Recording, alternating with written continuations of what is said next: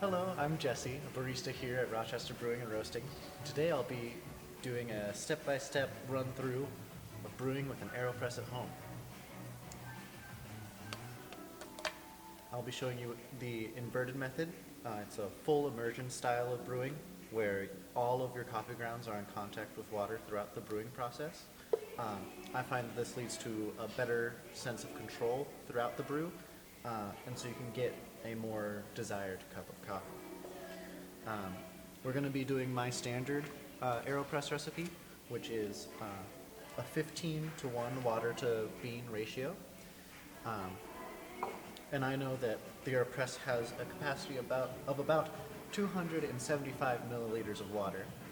So to get the ratio right, I'm going to take 275 divided by 15. That's going to make me want to use about 18.3 grams of beans. So I'll use my handy dandy scale, weigh out some beans.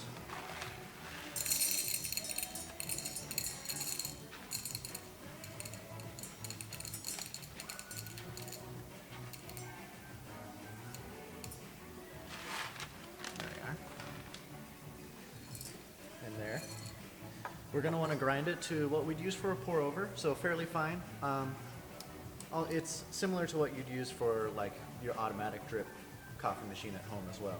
So just fairly medium fine grind.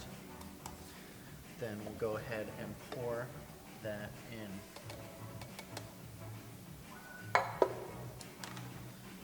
Now we're going to go to the stopwatch app on our phone. We're going to have our water, which is about 200 degrees. And as soon as the water makes contact with the grounds, we're going to start our timer.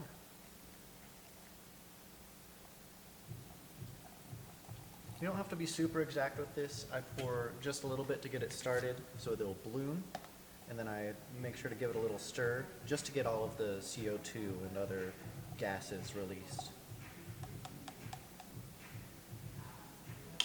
Let that bloom about 20 seconds, then you'll top it off, which again is about 275 milliliters of water.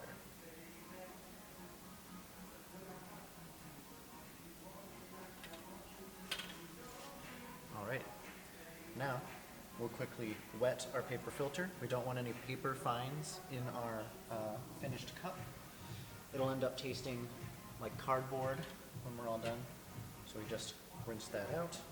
And then I like to top it off, twist it on, because I think it just holds in a little bit more of that heat, just a little bit more temperature control. We're at a minute. Now is when we can preheat our cup. Just the same 200 degree water. This just makes it so there's not a temperature drop off right when you're finished brewing. Again, I just flashed it so that it's not just a little cold. And again, you can hold in a little more heat just by putting it on top of the machine, and then you'll be ready to flip it and press right when it's time. I like to go for about a 1 minute and 45 second brew before I start pressing it, and we're getting to that point now. I try to do about a 30-second press. You'll see how slowly I do it.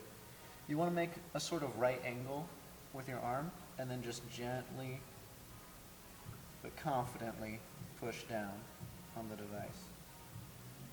Some of my coffee cups at home don't exactly fit the Aeropress because they're smaller. They're like 6-ounce cups. So just make sure before you even begin that your Aeropress will fit into your desired cup. You can always pour it into a different cup at the end.